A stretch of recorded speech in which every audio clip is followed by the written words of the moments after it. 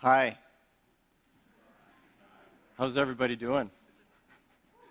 Is that the weirdest intro you've ever heard? Sorry, I don't know. I didn't do that for services. But hi, I'm Seth. I'm one of the pastors here at Hope. And really just want to welcome you again. Normally I stand up at the beginning of the service and kind of give the welcome. And Core did that for me tonight. So I just get the easy job of preaching. So it's great. It's awesome. No, I'm really excited to do this. Steve came up to me a few weeks ago and said, hey, I'm going to be gone. I'm going to be fishing. He always goes up to, he hits Lake Vermilion, and he heads up there and hopefully catches some fish. I hope he caught some. I'm sure he did. He's pretty good. And he basically just said, hey, I want you to preach on this passage in Song of Solomon. And I said, that's awesome. Because it would give me the opportunity within the course of one day to communicate to over, close to, 800, 900 people. We could talk about sex. That's great. That's awesome, right? No, it's good. It's good. I really am looking forward to what we're going to be tackling tonight. Before I go any further, I just want to introduce my family to you.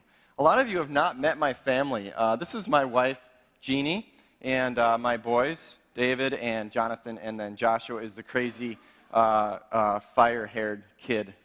And he's easy to spot in a crowd. That really helps. That's a good thing. But Jeannie and I have been married for 13 years. She is the delight of my eyes. And I love going through Song of Solomon. It's actually one of my favorite books in the Bible. Especially if you're a dude, you should read this book a lot. I'm serious, man. You should study it because there is a lot of good stuff in there. And as far as just how you treat a woman, especially how you treat your wife, there's tons of good stuff in there. So that has had a huge impact on me and my relationship with Jeannie. And so now you've met my family, so you know them. You guys are tight now. You can just come over for dinner anytime you want. Just come on over, and we'd love to have you. So there you go.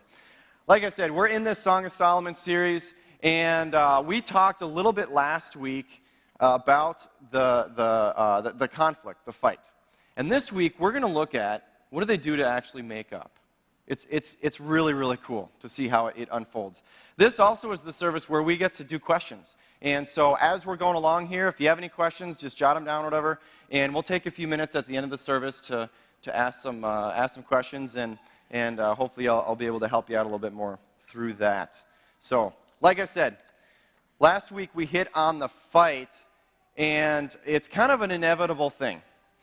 You get into a relationship, it's kind of inevitable that something is going to happen. Conflict is going to happen. The real issue is what you do about it. The real issue is what are you going to do with that? And I love, like Tim said, I love that this book is in the Bible.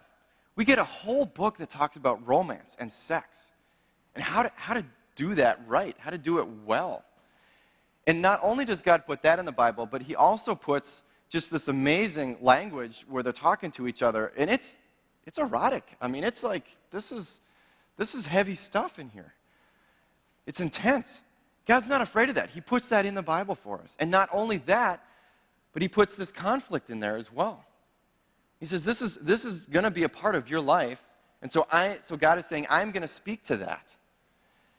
And not only does he end with the conflict, but there's more as well. And so we get to, like I said, we get to see how things happen. So what I want to do is I want to real quick recap from last week. We're going to hit the highlights of the fight, all right? We're going to talk about the different rounds of the fight here, and we're just going to kind of go through real quick, just so it's all fresh in our minds, what actually happens in chapter 5. So it starts with, like a lot of arguments, it starts with a request, okay?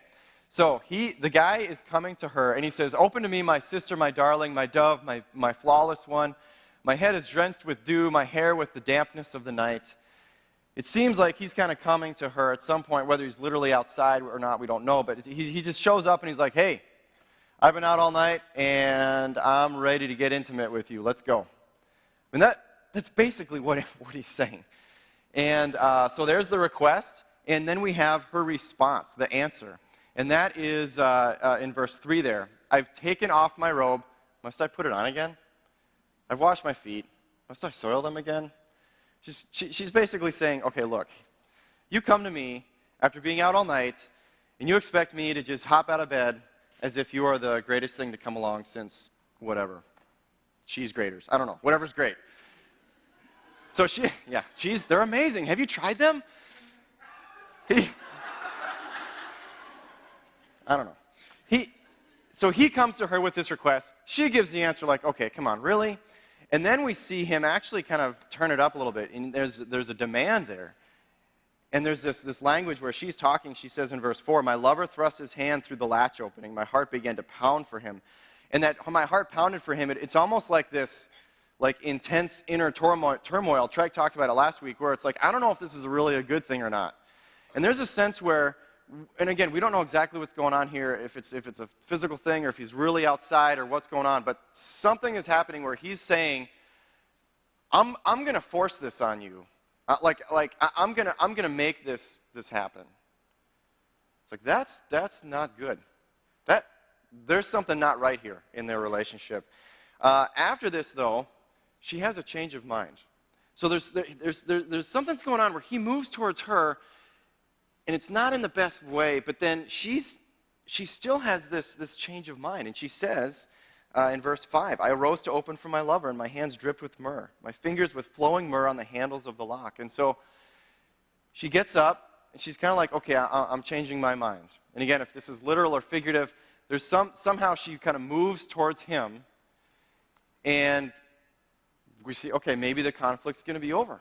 Maybe it was that short, and we go to the next one, and we see there's opportunity lost. We see that she says in verse 6, I opened for my lover, but my lover had left. He was gone. My heart sank at his departure. I looked for him, but did not find him. I called him, but he did not answer. So he's gone. She has this change of heart. She goes and opens to him. He's gone. He's out of here. He bails. And what happens now is, as this poem continues, she goes out and she actually starts looking for him, and she's trying to find him. And again, was she really out in the city streets? I don't know if she was really out there, actually looking for him. But something's going on where he's gone, and she's trying to get back to him, and she just feels incredibly alone. She just feels so alone. And it ends up sort of in this 15th round here, the end of the fight, verses 8 and 9. She says, she's speaking sort of to friends or companions, I adjure you, O daughters of Jerusalem, if you find my beloved, that you tell him I'm sick with love. And they respond to her, and they say, what is your beloved more than another beloved, O most beautiful among women? What is your beloved more than another beloved that you thus adjure us? They're basically saying, like, why is he so great? Why should we help you resolve this conflict or move back towards him? Why should we help you guys be reunited together? What's so great about him? And after that, she goes through this beautiful long poem. And she describes in this song what he's like. And it's awesome. It is so awesome. But the thing that is really, really tragic about it is she sings it out of aloneness. Because they're not together yet again. And so you see her just longing for him. She says, this is who he is, and it's amazing. And he's not here. And I'm by myself. And she ends in verse 16. She says, his mouth is most sweet, and he is altogether desirable. This is my beloved, and this is my friend, O daughters of Jerusalem. You hear her heart in that. I want him back, and he's not here. It's tragic. And this is one chapter after the wedding night. I mean, this is like right away. This is going on. And that's the end of chapter 5. So now we're going to go into chapter 6, and we actually get to watch them kiss and make up. There you go. I've asked both services this morning, I'm going to ask again, has anyone actually seen this movie? Oh, I see a half hand. That looks like a really embarrassed hand. That's hilarious. Yeah. Nobody's like, I've never, and I've never heard of the movie either, but it had a great title, so I just threw it up there. That's why I used it. So it's really funny. Cary Grant's in it. It's got to be good, right?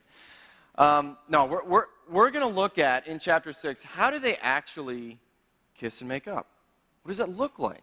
Because at the end of chapter 5, I mean, it's pretty dire. It looks pretty hopeless. So we're going to go there. The first thing that happens in chapter 6 is, in verse 1, the friends speak up again. All right, so they asked her, why is he so special? And then she communicates to them, why is he so special? She communicates to them, this is why. And then they respond with this in verse 1. Where has your beloved gone, O most beautiful among women? Where has your beloved turned that we may seek him with you? Basically, they've heard her talk about him, and they're saying, oh, this is a guy worth fighting for. We're with you. Now, what do we need to do? You tell us, where is he? We're going to go find him. We will tie him up, and we will drag him back to you, and we will talk some sense into him, but we're going to help you.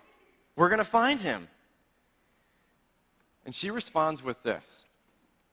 My beloved has gone down to his garden, to the beds of spices, to graze in the gardens and to gather lilies. I am my beloved's, and my beloved is mine. He grazes among the lilies. What is her answer? What is she actually saying to them when they ask her, where is he? She says, he's right here, and everything's good. That's actually what she's saying. And this garden imagery that's used, it's used earlier in the book as well, and it's all tied into their sexuality. And so she's actually saying, we are united again, and we are good. And then she says at the end, she says, I am my beloved's, and my beloved is mine. And it's interesting, if you look back to chapter 2, verse 16, I don't have this up here, but it says, my beloved is mine, and I am his. So earlier on, she says, my beloved is mine, and I am his. And now she says, I am my beloved's, and my beloved is mine. The way that she flips it, it's almost like it intensifies it. And you get, when she says this in verse 3, it's like there is this sort of triumph almost, just this, we are together. I am my beloved's. He is mine. He's gone down to his garden. Like, we are together again. So my question is, what the heck happened? I mean, really, like that was awfully quick, right? We could just say, all right, just do that, and then we're all good. Her answer, when they ask her, okay, how do we get him back, is like, conflict? What conflict? It's crazy. How did that happen? We have this white space between chapters 5 and 6, and it's like everything seems great. So our job is to fill in that white space. How did they get here? How did they get from A to B across the rugged mountains as shown in that amazingly accurate graph? That's like math guys trying to figure out hiking. I love it. It's awesome. No offense to the math dudes in the room, but like, I don't know if I'd follow you hiking. So I'm just saying, if that's your approach, I'm going to use my own compass. All right. So we're going to try to fill in the white spaces here, folks. We're going to try to do that. And the way we're going to do that is we're going to continue through the rest of this chapter, and we're going to look at how they talk to each other. Because they will continue to talk back and forth to each other, and everything is all good now. But the way that they're talking to each other is actually going to shed light on how they came together again and how that reconciliation happened. So there are kind of 4 things that I want to land on. So number 1, they choose to see each other's beauty. The dude starts speaking now. He says in verse 4, he says, you are beautiful as Tirzah, my love, lovely as Jerusalem, awesome as an army with banners. So the guy now speaks up. This is the first time we've heard of him since that conflict started. And he talks about this city of Tirzah and the city of Jerusalem. And there are a lot of different opinions as far as from commentators about what he's actually referring to here. But one thing that a lot of them agree on is the city of Tirzah, at one point, there was it was considered a city of nobility before King David moved into Jerusalem. And also, it was a beautiful city. And so it seems like as he's saying to her, you are like these 2 cities. You're beautiful as these 2 cities. It seems like he's saying, you are, first of all, amazingly beautiful. Like the city shining in the sun. And also royal and regal. And these cities, especially Jerusalem was high. There were walls around it. It's like that's something that you are in awe of. And so he takes that, and then he even heightens it. He says, you're awesome as an army with banners. You have a picture of this army, and they're all arrayed for battle, right? And the banners are flowing in the wind. The sun is glinting on the armor. It's an awesome sight. And he says, that is who you are. You are beautiful. That's where he starts. So he chooses to look at her and to see her beauty. All right, then what does he do? Oh, I'm sorry. Before that, I want to jump back to 5:16. As she's talking to him, and again, this was still in the midst of conflict, but again, she chooses to see him as beautiful. She says, his mouth is most sweet, and he is altogether desirable. This was the same dude that stood at the door pounding, hey, my hair's wet with the dew, let me in. And she says, his mouth is sweet. So despite this conflict, despite their failings, they are choosing to look at one another and see each other as beautiful. All right, then we move on to the second one. The second thing that he does here is he reflects on their wedding day. These verses are verbatim from the wedding night. And it says this, turn away your eyes from me, for they overwhelm me. Your hair is like a flock of goats leaping down the slopes of Gilead. Your teeth are like a flock of ewes that have come up from the washing. All of them bear twins. Not one of them has lost its young. Your cheeks are like halves of pomegranate behind your veil. Now, if you weren't here for, I think it was chapter 4, where we kind of unpacked this a little bit, that sounds really weird, right? You don't normally go to a woman and say, hey, your hair looks like some ratty goat hair. It's beautiful. That's awesome. That's not the best approach. If you're thinking of doing that as a guy, don't stay away from that, all right? What he's referring to here is, imagine if you're viewing these mountains and you see these black goats just cascading together down these mountains. That image, he's going after that, and he's saying, you actually, your hair looks like that, and it is just this beautiful black hair that's just flowing down over your body. That's erotic, guys. This is in the Bible. He's looking at her, and he's seeing that. And Steve made the comment, it was a couple weeks ago. He talked about Fabio. And then he had the audacity to say that I reminded him in some way of Fabio. What do I do with that? I don't know what to do with that. I don't know if I start officing from home.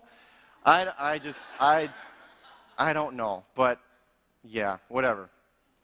We'll let him joke about my hair as being like Fabio, but that's not my intent. But anyways, that doesn't do it for me, but just imagining that hair, that's an awesome thing. And then he goes and he says this, your teeth are like a flock of ewes, basically saying your teeth are like white sheep that have been clean. So you got white teeth. You've got clean teeth. No funky breath going on here. This is a good thing. And he says, you have all your teeth, right? Not one of them is missing. Each one bears twins. And then he talks about her cheeks, rosy cheeks, like halves of a pomegranate. So he's using the same language he used on their wedding night. This is a big deal. Because oftentimes, as we journey with people, especially in marriage, we tend to forget about that. And we tend to view each other just as we kind of see each other now. And we forget the way that we talk to each other on our wedding night.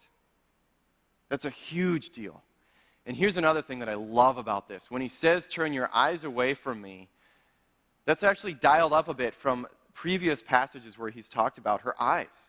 Look at chapter 4, verse 1. He says, your eyes are doves behind your veil. This was on their wedding night. He's looking at her eyes behind her veil, and he says, your eyes are doves behind the veil. He's sort of engaged with her in this deep gaze. And then, later on, he says, you have captivated my heart with one glance of your eyes. Something's a little bit different there. Something is intensified. He's saying, with one glance of your eyes, you have captured my heart. And now he says, turn your eyes away from me. They overwhelm me. He says, your eyes so undo me that I just turn into a puddle. That's awesome. It's awesome to see that progression in him, the way that he sees her, the way that he views her eyes. So not only does he go back to the wedding day, but it's actually dialed up. It's intensified. And here's where it goes from there. This is the third thing. They celebrate their one-of-a-kindness, their uniqueness. And here's how he does it. He continues on. And there's a distinction here, too. before I read this passage. There's a distinction that I want to mention. In chapter 4, on the wedding night, he has the verses we just read. It's almost word for word. And then he continues to sort of talk about her body, this beautiful body, and he says, we are together. It's the wedding night. This is awesome. And this passage is really different. He starts with that same language, and then he switches gears, and he says this. He says, there are 60 queens and 80 concubines, and virgins without number. My dove, my perfect one, is the only one of her mother, pure to her who bore her. The young women saw her and called her blessed, the queens and concubines also, and they praised her. Who is this who looks down like the dawn, beautiful as the moon, bright as the sun, awesome as an army with banners? Let me unpack this a little bit, and then we'll get to what I'm really driving at here with this. Commentators, again, are kind of all over the place on what this is actually referring to. Some people would take this very literally and say, well, the King of Solomon, they would say the King of Solomon wrote this, and eventually he had like 300 wives and 700 concubines, just this insane amount, ridiculous. And so he just wrote this early on, like when he only had 60 and 80. It's possible, right? But I actually don't think it's that. I think this is actually in line with a lot of Hebrew poetry where there's a progression, a numerical progression. And I think because of the round numbers, I think this is what it is. It's saying there are 60 queens, a little bigger number, 80 concubines, and then an infinite number, right? Virgins without number. It's kind of basically saying there are a lot of women in this kingdom. There are a lot. And some of them are queens, some of them are concubines, some of them are just maidens, basically for the taking if you're a king. I think that's what it's going after there. And he's basically saying, there are women all over the place here. And you, my dove, you are it. You are the only one. It's beautiful. It's awesome. And not only does he praise her that way, but he says, all of these other women, they praise you the same way. All of these other women look at you and they say, who is this who looks down like the dawn, beautiful as the moon, bright as the sun, awesome as an army with banners? That's powerful imagery. That's not just some maiden on her wedding night. He's talking about dawn and moon, just beautiful heavenly things. And then he hits on, go back there, Michael. He hits on the sun. And just the word that's described there is like this, the intense heat of the sun. Which is just, that's terrifying. If you're in the Middle East and you're caught out in the sun, if you're out in the wilderness, it's like that, you got life and death on your hands there.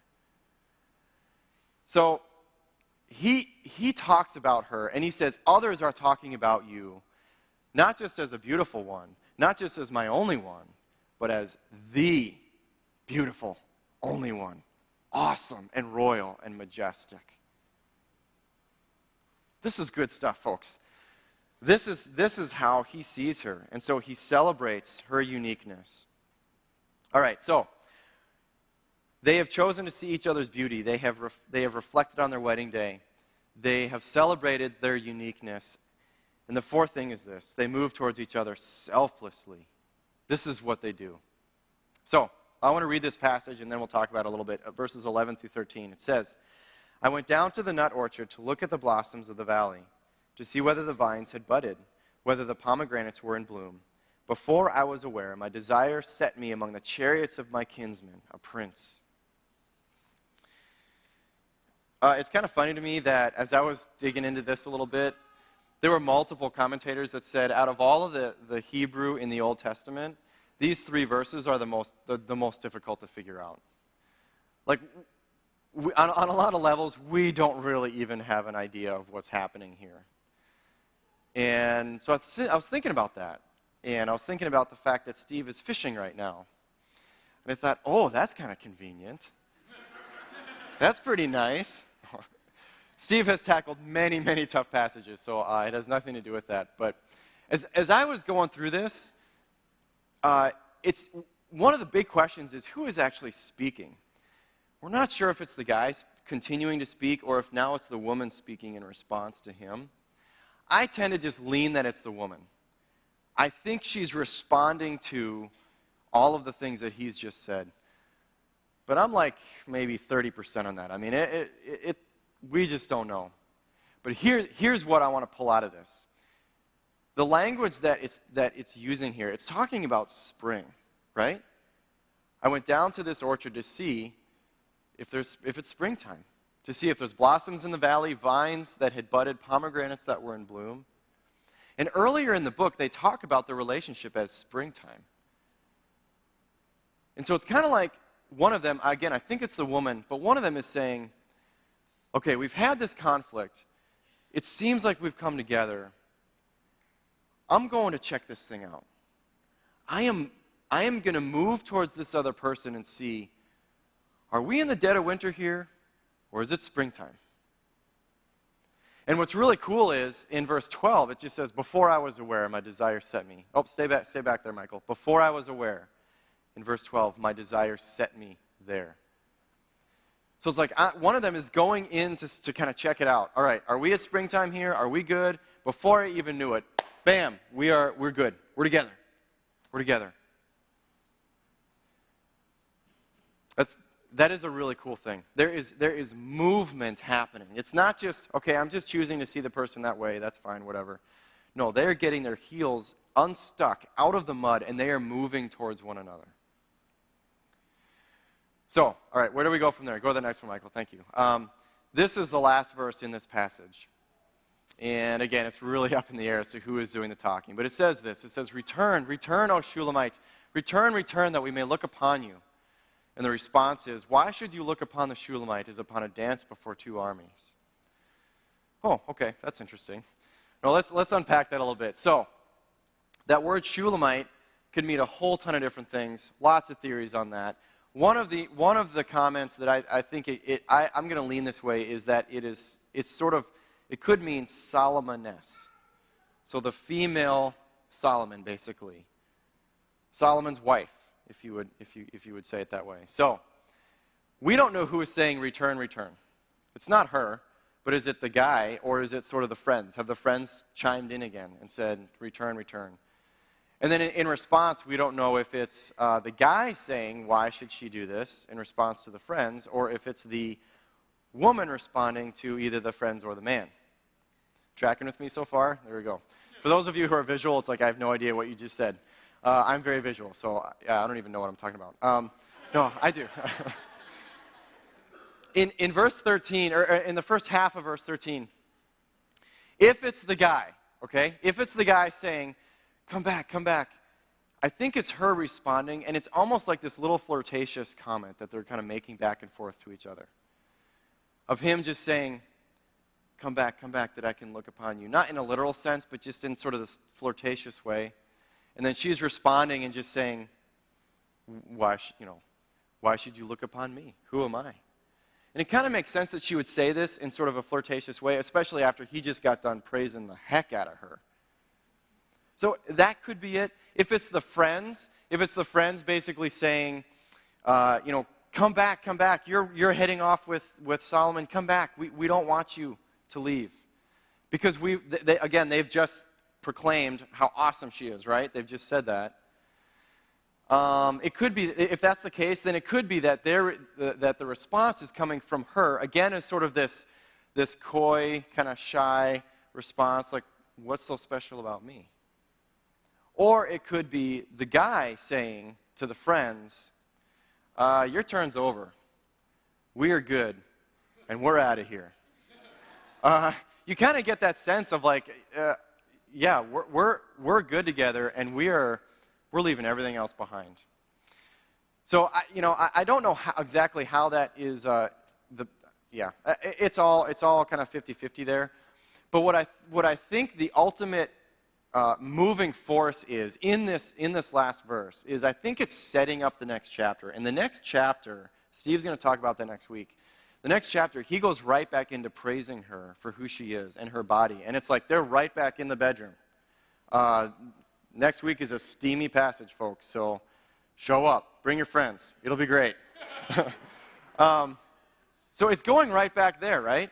And so I think what's happening here is this is at the end, they've moved towards each other, and this is just sort of the continuation of their movement, right? They are just continuing to celebrate each other and move towards each other and proclaim to at least themselves, maybe all of those around them, we are like this, and we are united, and we are one. And that conflict is done. It's done. So that's how they end up. It is an awesome thing. So the question I want to ask us, though, is how do we do this? How do we find reconciliation, right? Some of us are married, and some of us, as we think about these things, it's like, yeah, absolutely, I do that all the time, and I need to see my wife this way, or I need to see my husband this way. But a lot of us aren't. But we got people to be reconciled with, right? Parents, brothers, sisters, fathers, mothers. Wait, those are parents, right? Yeah, I got those covered. Kids, coworkers, roommates. We live with other people, right? And conflict is inevitable. It's going to happen. So how do we take those 4 things that they used to move out of conflict, to reconcile fully with one another? How do we take those 4 things and make them land in our lives? And so I want to talk through those real quick. The first one is actually before we hit those 4 things, and that's this. We got to be reconciled to God. That's got to happen first. And I love how Paul in 2 Corinthians 5 unpacks this a little bit. I want to read this. It says, "Therefore, if anyone is in Christ, he is a new creation." We glance over that verse a lot. That's a really common verse for a lot of people who have grown up in the church. That's a radical verse. If you are in Christ, if you have chosen to follow after him and take his forgiveness for all of your sin, you are not the same person. You are not. You are a new person, and he's set you completely free to be reconciled to others. So he goes on. He says, "The old has passed away. Behold, the new has come. All this is from God, who through Christ reconciled us to himself and gave us the ministry of reconciliation. That is, in Christ, God was reconciling the world to himself, not counting their trespasses against them, and entrusting to us the message of reconciliation. Therefore, we are ambassadors for Christ, God making his appeal through us. We implore you on behalf of Christ, be reconciled to God. For our sake, he made him to be sin who knew no sin, so that in him we might become the righteousness of God." This is huge, folks, and this has to be central to everything that we do. We talk about that a lot here at Hope. Pretty much every week, we talk about the gospel landing in our lives in such a way that it has implications for everything else, for every part of who we are. But that's the only way. That is the gospel, and you take it or leave it. I was talking about this with some friends in a class this week at Hope, and was just thinking back on this moment in my life. When I was in high school, I worked at Hardee's. It was awesome. It was the best job ever. No, it was not. It wasn't horrible, but it was, not fun. So worked at Hardee's and did that for a few years. And while I was there, one day, the cook comes up front, and we started talking a little bit. Nobody else is around. It's dead, middle of the afternoon. And he says to me, "So I know you're like a Christian guy. Like, what's this whole Jesus thing about? Like, I know you do like that youth group thing, and like you hang out with people from your church, and like, what does that look like, or what's that all about?" And here's my response to him. I said, "Well, a lot of times, like if I'm feeling stressed about something, or if I'm really upset about something, like I pray to Jesus, and he kind of brings some peace to my heart. If I have a really hard test, like I'll pray to him, and like he helps me through the test. And so he's kind of just always there, and like I can just share my life with him and pray with him and stuff like that." That was it, though. That was my answer. Jesus is that for us, okay? He is that. He is a source of peace in every area of life. But he is way more than that. Way more than that. We sang, in the morning services, we sang that song. I don't know if it's titled, Give Me Christ, or else I die. But there's that refrain in there. Give me Christ, or else I die. That has to be the gospel for us, folks. We have to be able to say, give me Christ, or I'm done. And I got nothing.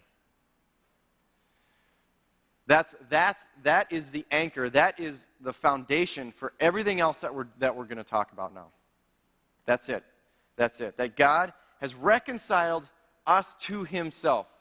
While we had our heels pushed as deep as we could into the ground, and our hands up like this, and just saying, no, I'm not moving towards you. All that God saw was resistance in us.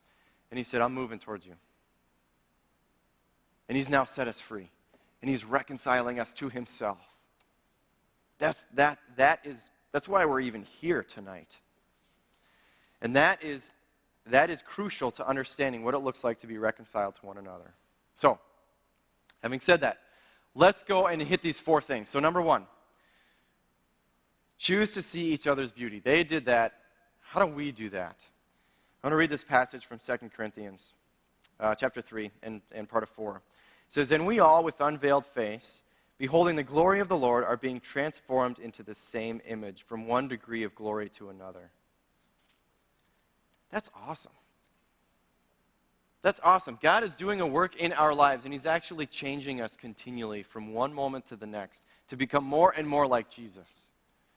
He's making us into little Christs, little Jesuses, if you will.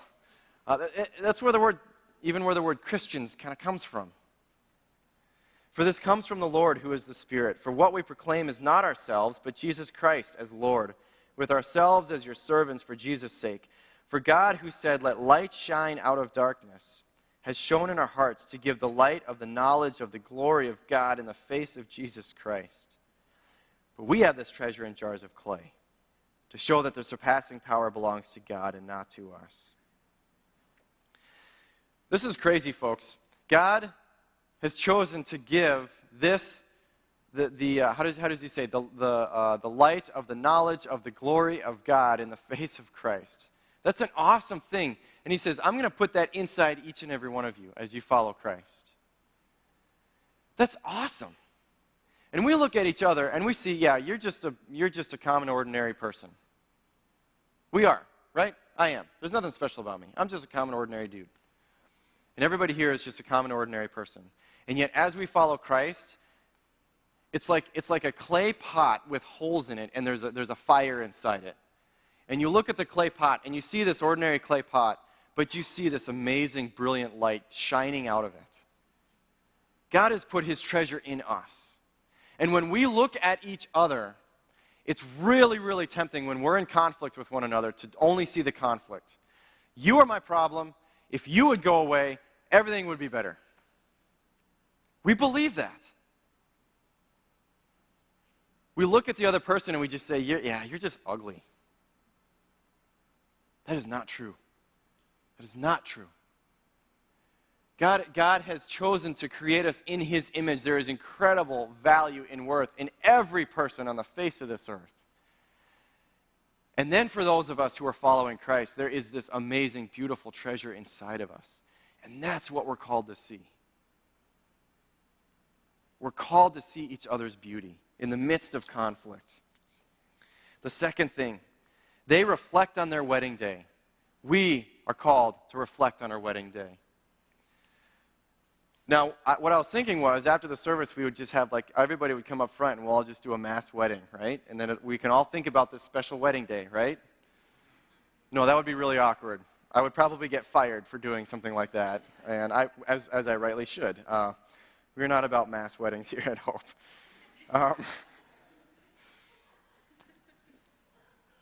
There is a wedding day that's coming for us, though. It's coming. And it's in Revelation 21. It talks about it in here. And it says, then I saw a new heaven and a new earth, for the first heaven and the first earth had passed away, and the sea was no more. And I saw the holy city, New Jerusalem, coming down out of heaven from God, prepared as a bride adorned for her husband. And I heard a loud voice from the throne saying, behold, the dwelling place of God is with man. He will dwell with them, and they will be his people, and God himself will be with them as their God. He will wipe away every tear from their eyes, and death shall be no more. Neither shall there be mourning, nor crying, nor pain anymore, for the former things have passed away. This day is coming, people. This day is coming, and it will be awesome.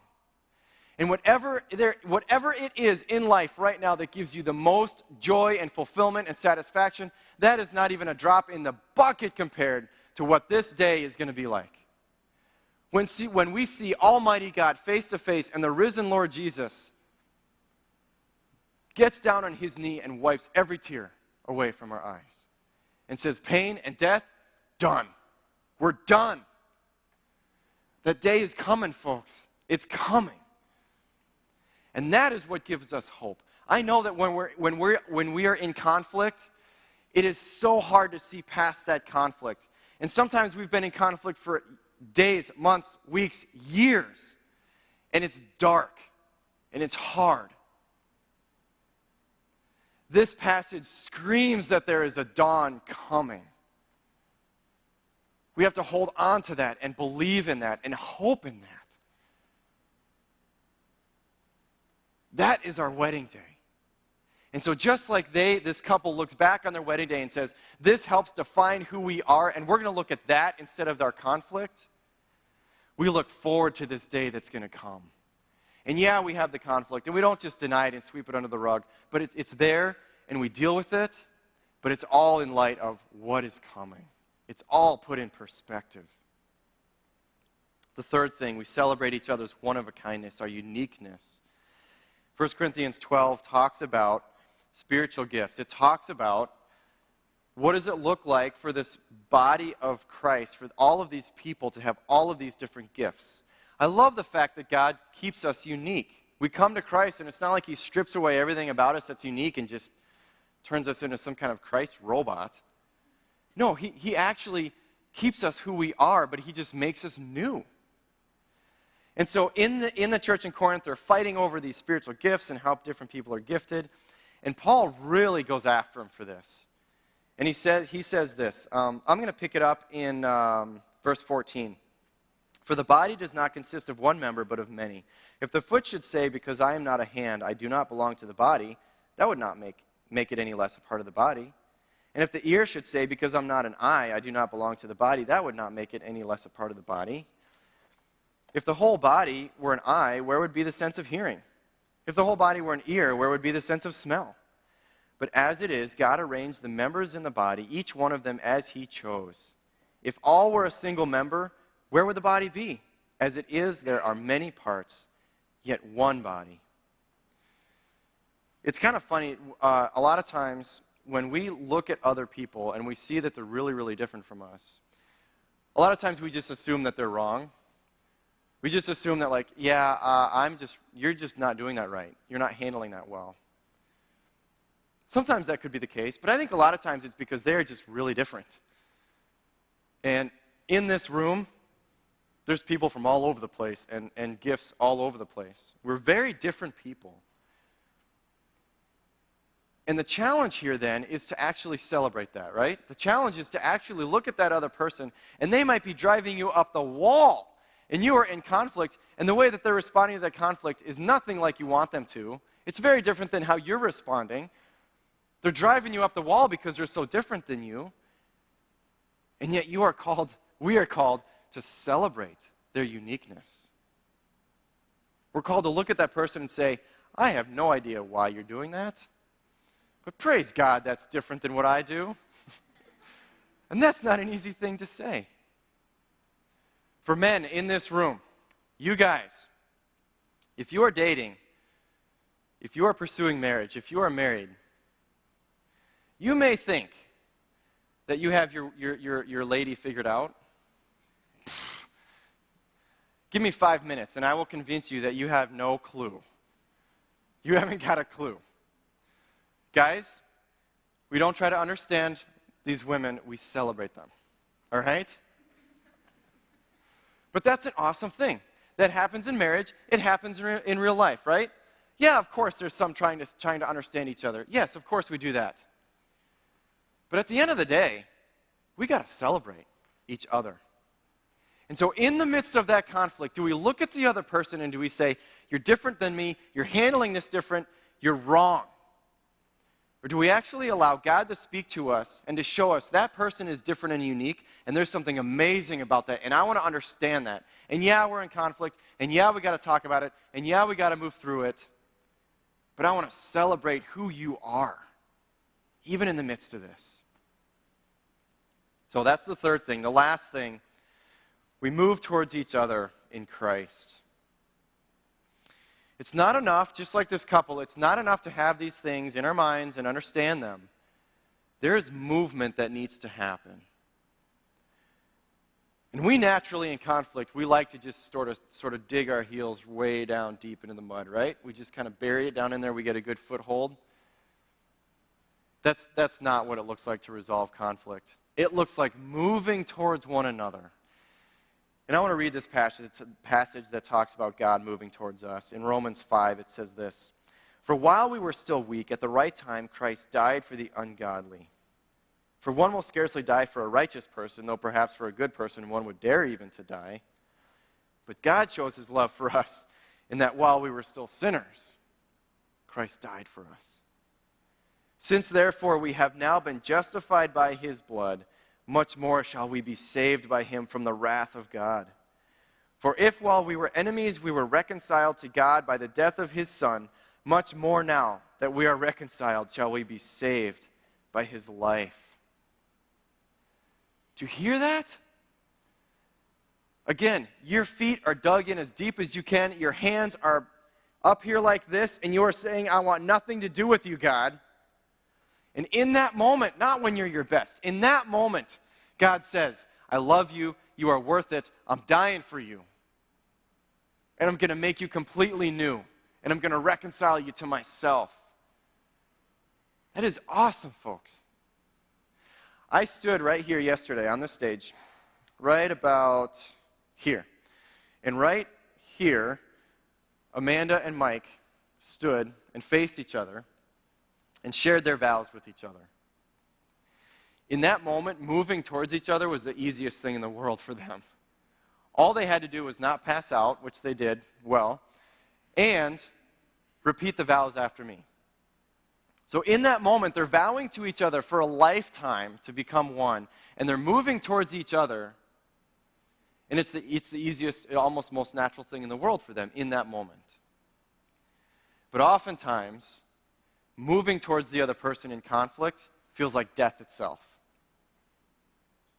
And we are called to walk in the footsteps of Jesus, who practiced his greatest outpouring of love by doing what? Dying for our sake. Sometimes love is the easiest thing to do, and we look at another person, and even in conflict, sometimes it's just like, I just want to move towards you because I love you, and it's easy. Sometimes in conflict, it feels like death itself. And yet we're called to do that. We are called to not let that conflict loom so large that we can't remember that God has come and died for us and moved into our world and then allowed us to move into others' worlds. That's what we're called to do. That's why God has reconciled us to himself. So that we would be right with him and then be free to be right with each other. All right, I want to pause. Let's pause and let's take some questions here. So, any questions on anything? Any questions on the passage in Song of Solomon? Questions on this whole idea of reconciliation? Anything you got? Shoot it my way here.